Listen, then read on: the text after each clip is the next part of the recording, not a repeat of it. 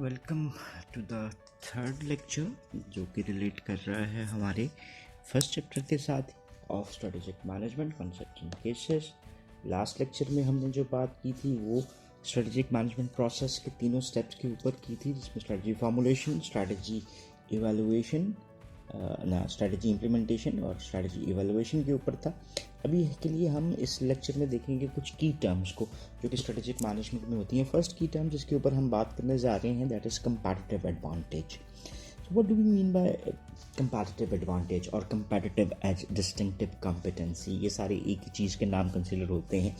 It has said that anything that a firm does especially well compared to rival firms, and anything that we can do better than our competitors is our competitive edge. For instance, if we have better human resource than the other firms, तो ये हमारा क्या हुआ competitive edge. अगर हमारे पास financial resources ज़्यादा हैं तो ये हमारा competitive edge है. One thing that must be remembered is कि competitive advantage हमेशा इधर से लिया जाता है, हमेशा internal environment से derive किया जाता है. Means it will be gathered from the strengths that the organization has.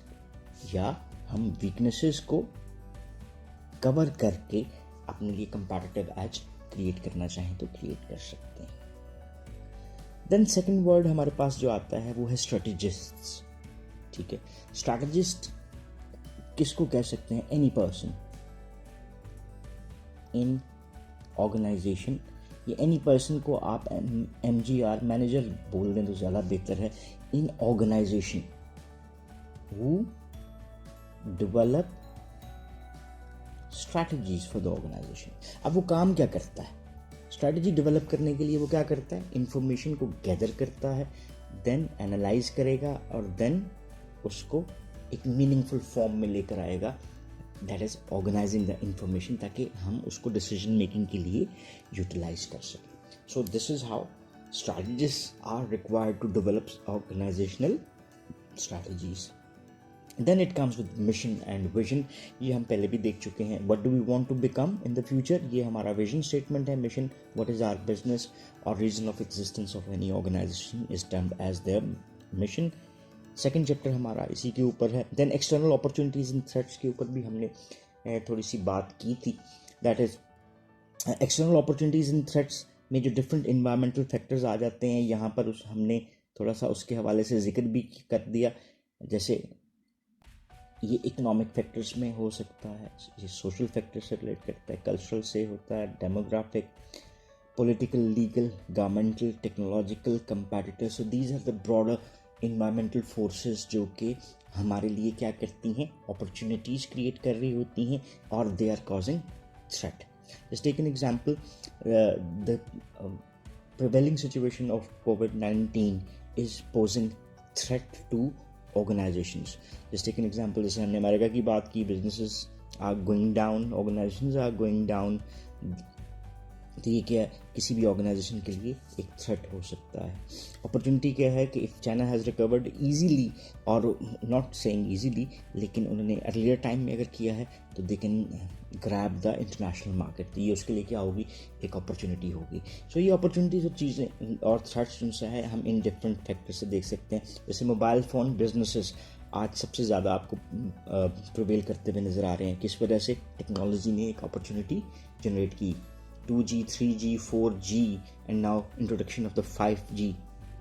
ये क्या है? एक अपॉर्चुनिटी है सेलुलर कंपनीज के लिए. सो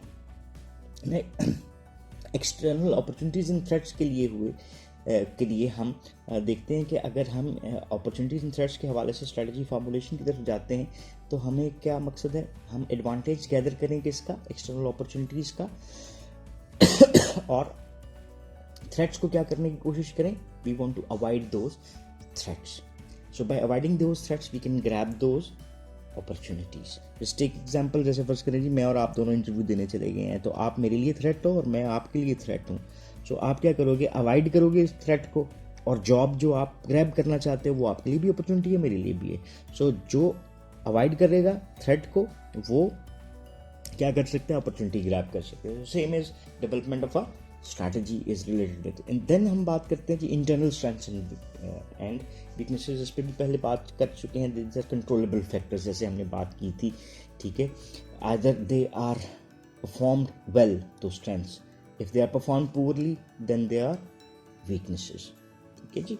और इसको हम हमेशा असेस करने की कोशिश करते हैं in comparison with the competitors. सो ये क्या होता है, हमेशा एक रिलेटिव कंपैरिजन होता है, ठीक है।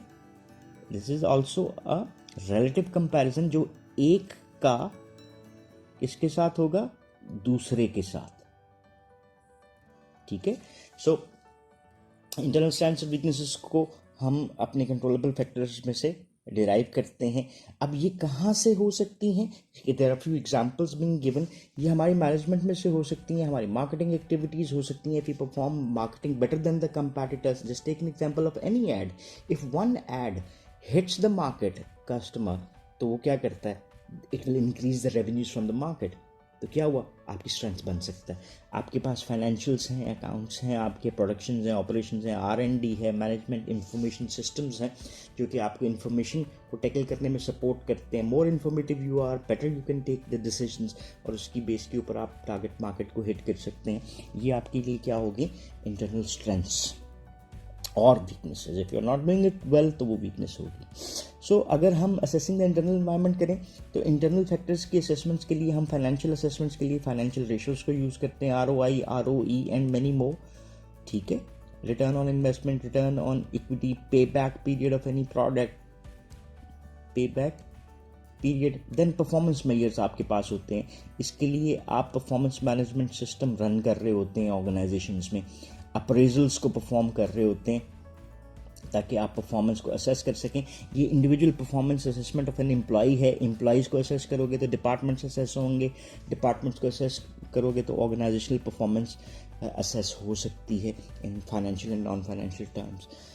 देन इंडस्ट्री एवरेजेस आपकी क्या हैं, एंड सर्वे डेटा आपका आपके बारे में क्या बता रहा है। सो दिस इज़ हाउ आप इंटरनल असेसमेंट ऑफ एनवायरनमेंट उसको लेके चल सकते हैं। देन हमारे पास थी बात लॉन्ग टर्म ऑब्जेक्टिव्स की। लॉन्ग टर्म ऑब्जेक्टिव्स को हमने कहा था 3 साल से ज़्यादा के objective, specific results that an organisation seeks to achieve in pursuing its basic mission, यानी मिशन को देखते हुए वो चीज़ें जो ऑर्गेनाइजेशन अचीव करना चाहती है वो उसके क्या कहला रहे हैं, ऑब्जेक्टिव्स कहला रहे हैं। Long term means more than 1 year. अच्छा, ये लॉन्ग टर्म की डेफिनेशंस जो हैं वो वेरी करती हुई आपको नज़र आती हैं। Previously, it was considered as 5 years. Dynamism of the environment made it 3 years. 1 year or less than 1 year. Short term. More than 1 year. Long term.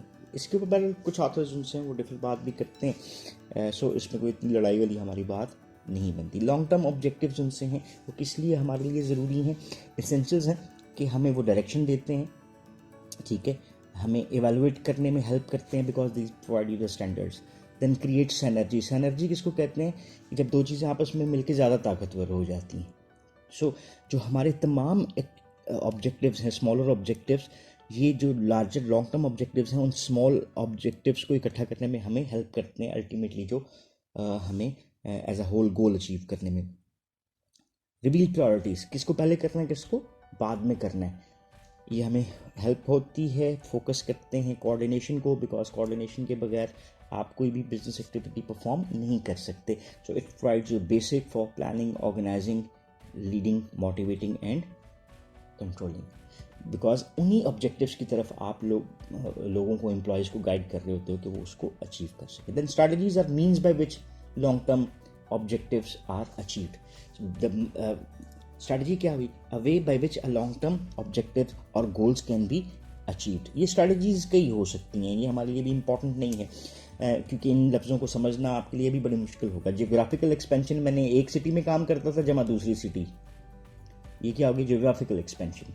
Diversify करना, पहले मैं बोतलें बनाता था, अब मैंने जूते भी बनाने शुरू कर दिए, तो ये डाइवर्सिफिकेशन होगी, रिलेटेड और अनरिलेटेड।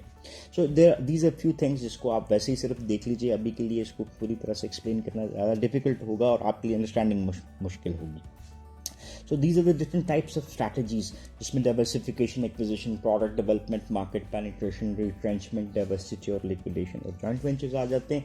So इसमें से कई strategies को हम पिक कर सकते हैं अपने एनुअल ऑब्जेक्टिव्स को अचीव करने के लिए, और एनुअल ऑब्जेक्टिव्स अचीव होंगे तो लॉन्ग टर्म ऑब्जेक्टिव्स होंगे. Short term milestones that firms must achieve to reach long term objectives. So policies को हम पहले बता चुके हैं. Means by which annual objectives will be achieved, ये ब्रॉड गाइडलाइन होती हैं जो हमें हेल्प करती हैं एवरीडे डिसीजन मेकिंग में. सो दिस इज़ अबाउट हमारा the whole structure of our strategic management. So हमारे पास सबसे पहले क्या आ गया जी, develop vision and mission statement. Long term objectives को हम जो डेवलप कर रहे हैं इसको in light of external audit and internal audit. ये क्या आ गया जी, स्ट्रेंथ्स, वीकनेसेस और ये अपॉर्चुनिटीज और थ्रेट्स. लॉन्ग टर्म ऑब्जेक्टिव्स बने, जनरेट करेंगे, इवेलुएट करेंगे और सिलेक्ट करेंगे अपनी स्ट्रैटेजीज़ को. देन हम इम्प्लीमेंटेशन ऑफ स्ट्रैटेजीज़ को देखते हैं. देन हम इम्प्लीमेंटेशन ऑफ द स्ट्रैटेजीज़ को मूव फॉरवर्ड कर रहे हैं in context of internal environment, जिसमें हमारे ऑर्गेनाइजेशन फंक्शन आ जाते हैं.